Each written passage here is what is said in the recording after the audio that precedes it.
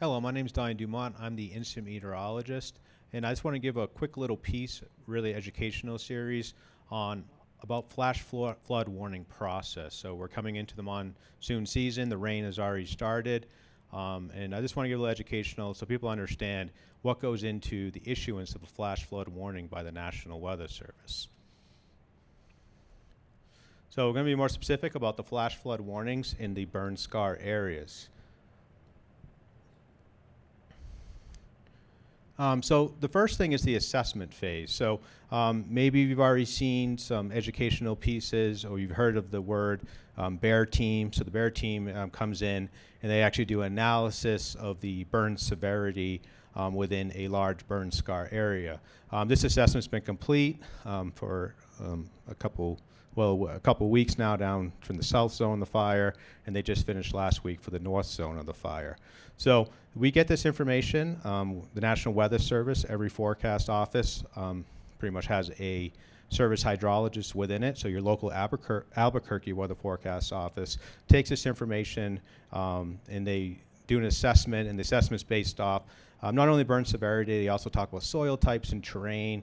And what they do is they come up with thresholds. And the thresholds have to do with rainfall amounts, but really the rainfall amounts into the intensity of the rainfall rate. So rainfall rates are really key when it comes to flash flooding and debris flows. So this has already been completed, and we already have the essentially the criteria in place for 15 minutes, 30 minutes, and hour rainfall rates. So based on that information is fed to every single radar operating forecaster in the local office. So now the next thing we talk about is monitoring network. So we have some key tools when it comes to rainfall rates and amounts. The most important one, which most people probably heard of before, is the Doppler Radar network.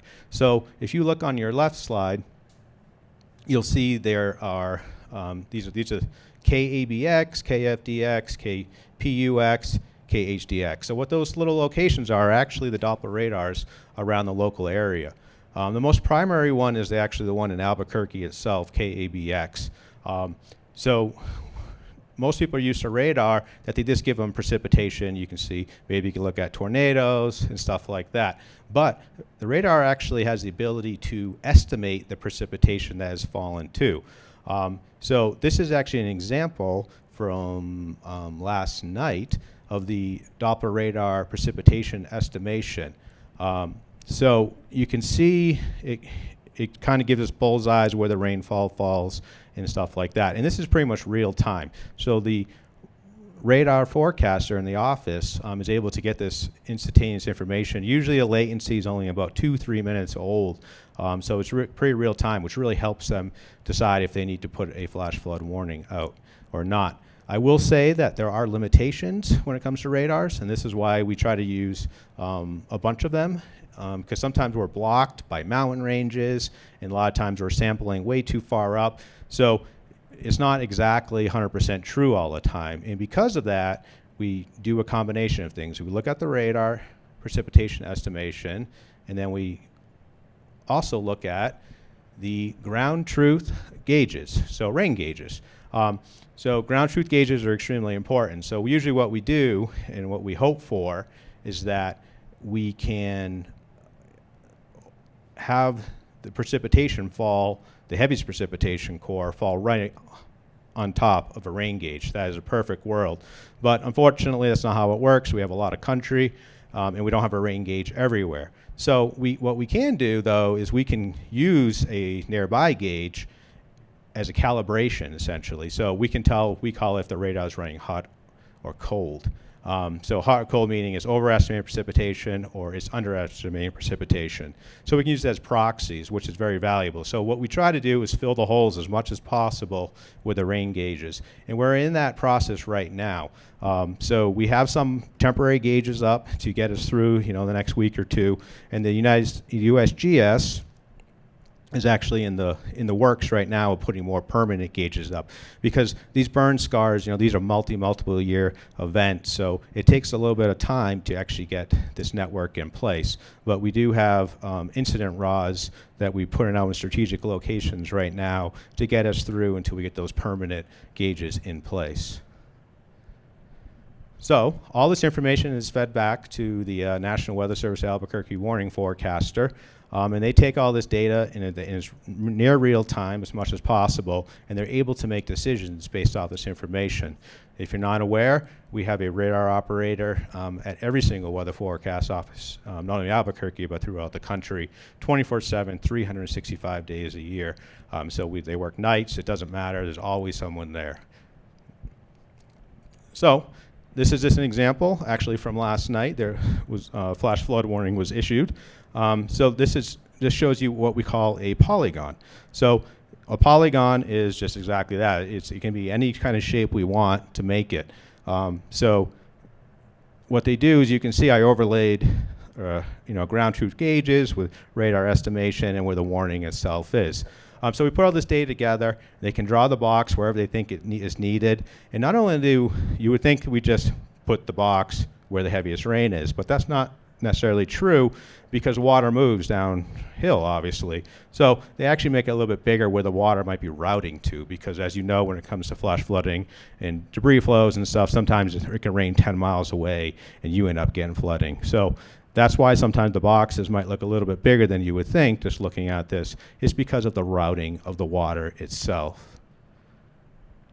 So the last part is they trigger the flash flood warning, and then there's dissemination phase. So the dissemination phase there's a lot of different ways you can get the information.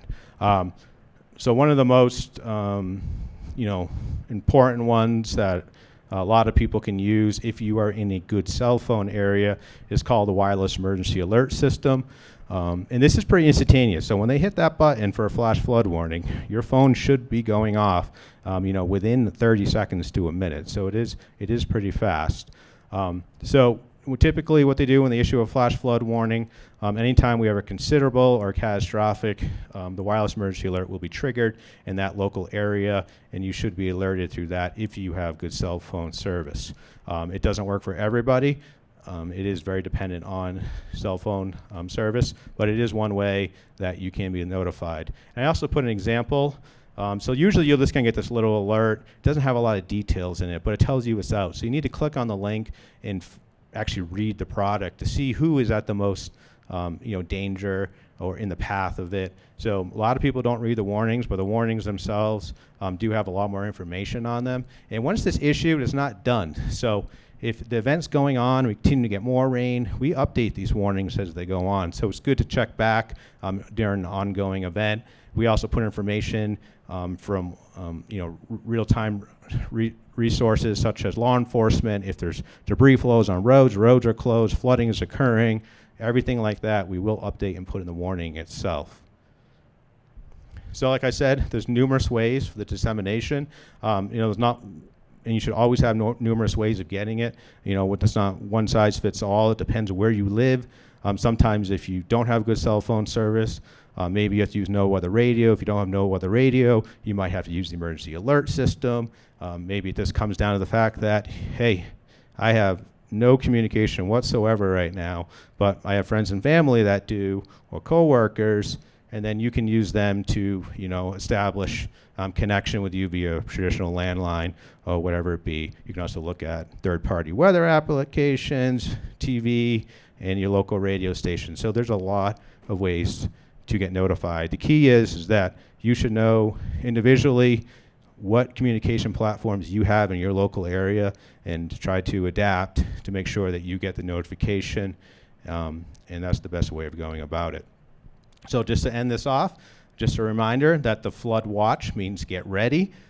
So if it's extremely, or if there's a high confidence day that we could be getting a lot of flooding, we should put the flood watch out usually anywhere between 6, 12, 18 hours in advance, depending on the actual confidence in it. So flood watch means be prepared, get ready. And then we issue the warning. That means I just went through everything. That is, we are watching the information come in real time. So they trigger that flood warning. That means it's time to take action. The threat is on your doorstep. And that's all I have. So thank you for listening. Any questions, you can always contact your local National Weather Service forecast office in Albuquerque, New Mexico.